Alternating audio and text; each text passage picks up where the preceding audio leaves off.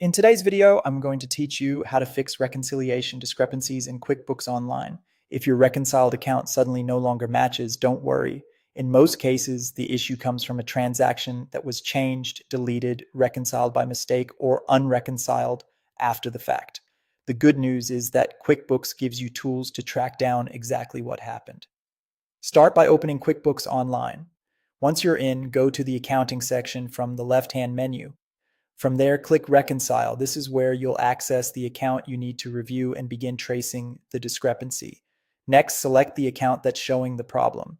At this point, click either the Reconcile button or the We Can Help You Fix It link. This will open the Reconciliation Discrepancy Report, which is one of the most useful reports for identifying why a previously reconciled balance has changed. When the report opens, pay close attention to the Change Type column. This section tells you what kind of issue occurred, and that's the key to understanding what needs to be corrected. For example, it may show that an amount was changed, a transaction was deleted, something was reconciled in error, or an item was unreconciled in the register. Once you've identified the issue, fix the specific error based on what the report shows.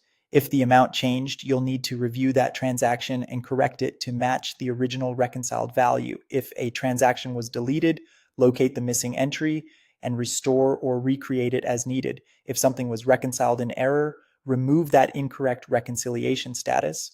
And if an item was unreconciled in the register, go back into the register and update it appropriately. The important thing here is to make corrections carefully so your reconciliation history stays accurate.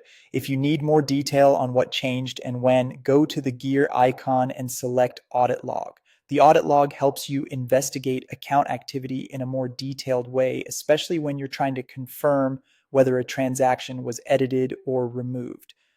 After opening the audit log, set the user filter to all users so you don't miss changes made by anyone with access to the company file. Then update the date range so it matches the reconciliation period you're reviewing. This narrows the results and makes the search much easier. Finally, filter by events to track down deleted or altered entries. This helps you pinpoint the exact actions that caused the discrepancy so you can resolve the issue with confidence and complete your reconciliation accurately.